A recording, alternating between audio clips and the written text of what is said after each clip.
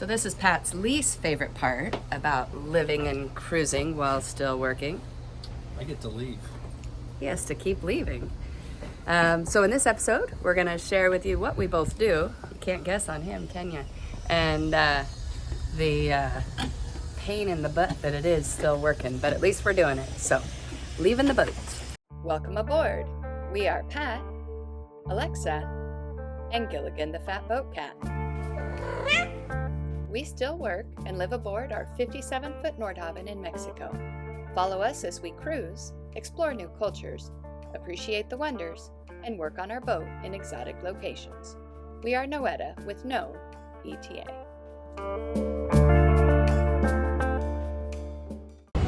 Hey guys, in case you were wondering, I'm a airline pilot. I fly for Alaska Airlines. I've been here for the last 23 years, been flying professionally for almost 35. I currently fly the Boeing 737.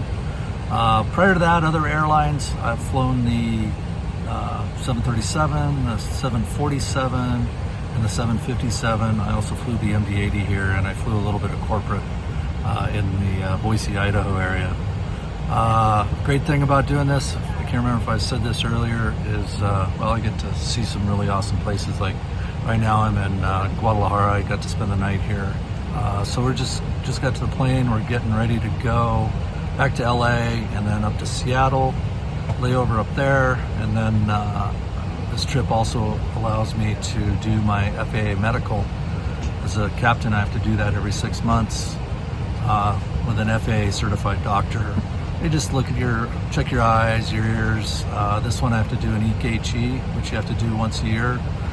They do a urine sample and check your blood sugar and anything like that. And that's it. I do that every 6 months.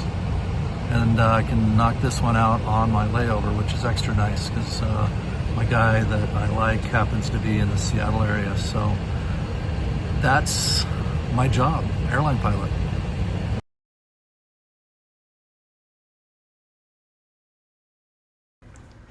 You so excited to go to work?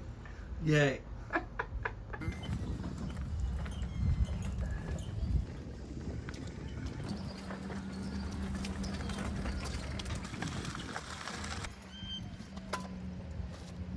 Car needs a wash.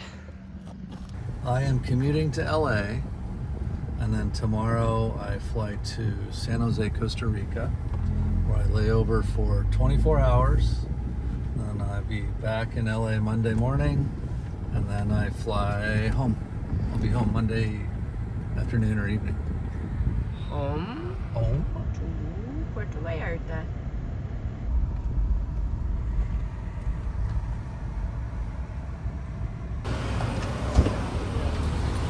That's it. Okay, bye. Stay tuned.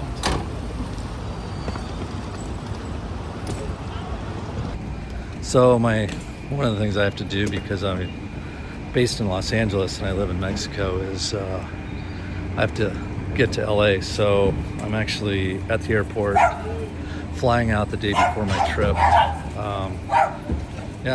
So here I am, about to go into the airport. I'll go through security, check in, and then get on the plane. Yeah, walk into security right now. Looks like another airport, just a little different. Signs are a little different, but this is how it starts. All right, I'm gonna board an airplane going down the jetway now. Part of my commute.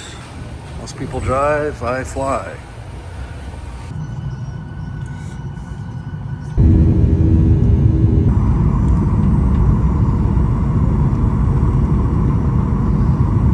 So while Pat is off flying to Costa Rica today, I'm going to work. And my work is not nearly as exciting as what he does, but I was a public school teacher for 20 years. And once I retired and left the classroom, I became a consultant, an educational consultant for a company called Edgate. And what I do now is I contract work part-time. Some weeks there's nothing, and some weeks it's maybe 25 hours. But I do everything from, I do a lot of content standard alignment for states, for school districts, for private education companies, for websites. And sometimes they just come at me with projects and I quote, and I generally work while Pat's out of town. So sometimes it's interesting and I'm listening to podcasts for 10-year-olds and I make worksheets or lesson plans for teachers. Sometimes I'm researching international standards for Iraq and China and Finland. It's a little different all the time. Today's project is not super exciting. It's a lot of standards work, a lot of spreadsheet, and a lot of Excel. So what I need is internet and a computer. I have two now because I do a lot of spreadsheet work. And then that's it. And I can do it whenever I want, wherever I want. So it's kind of the perfect gig for what we're doing now. I had a hard time giving up the classroom teaching. So everywhere we go, I try to find somewhere where I can teach either English or Spanish or whatever it may be, just volunteer teaching in the community. So so I still do that. But mine's not nearly as exciting as Pat's. So let's get back to more of what he's up to today.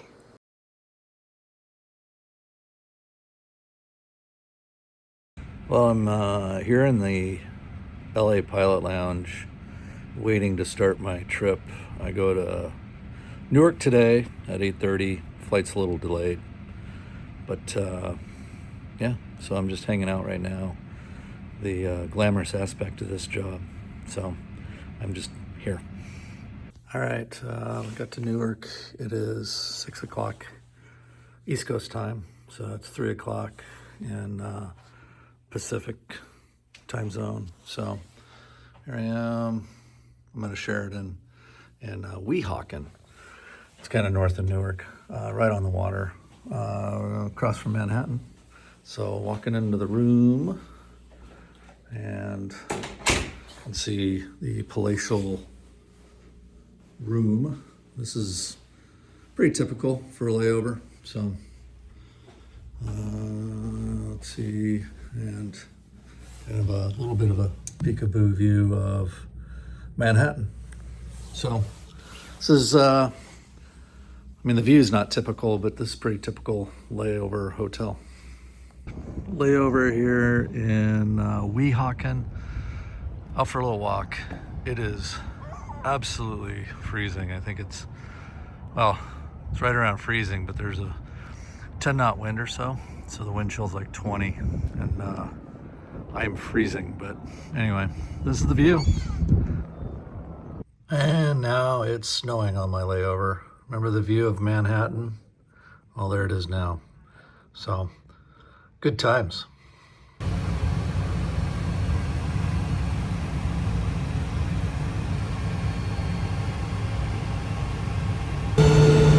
All right, getting ready to go to Costa Rica, San Jose this afternoon. This is my airplane here at LAX. Yeah, this is it.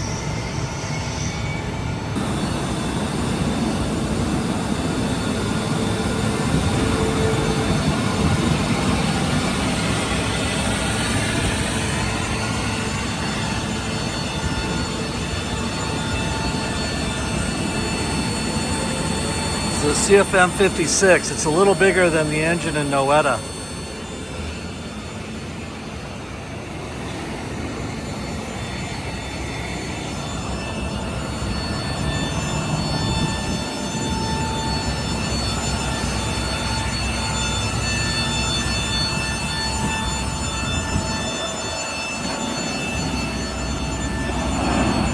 Hey guys, back in the pilot lounge waiting to go fly this afternoon. I did a little trip trade. I'm going to Guatemala City instead of San Jose, Costa Rica. I did that trip trade. The flight gets back a little earlier, so I can possibly make our 7 a.m. flight back to Puerto Vallarta.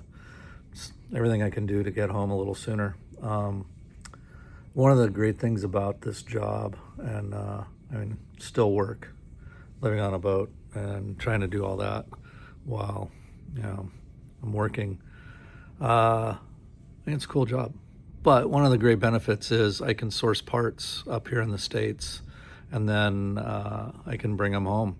I don't have any right now because all the stuff that we've ordered, we're still waiting for the vendors to ship them, and we'll bring them back down probably the end of March or maybe even May when the stuff shows up. So, but typically I usually have a bunch of odds and ends in my bag for projects that are ongoing.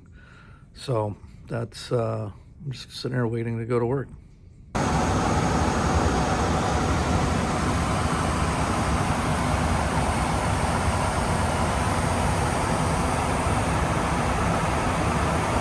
All right, so I'm in Guatemala City on a layover.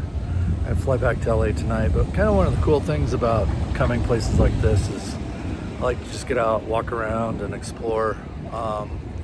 Initial walk around, not much, a couple McDonald's and an Applebee's, which I was kind of disappointed. But now, as I've kind of gone in greater circles away from the hotel, because I've never been here, there's a lot of cool little places to eat. I found 2 taco places, so maybe I'll have to try those the end of the month and see what it's all about.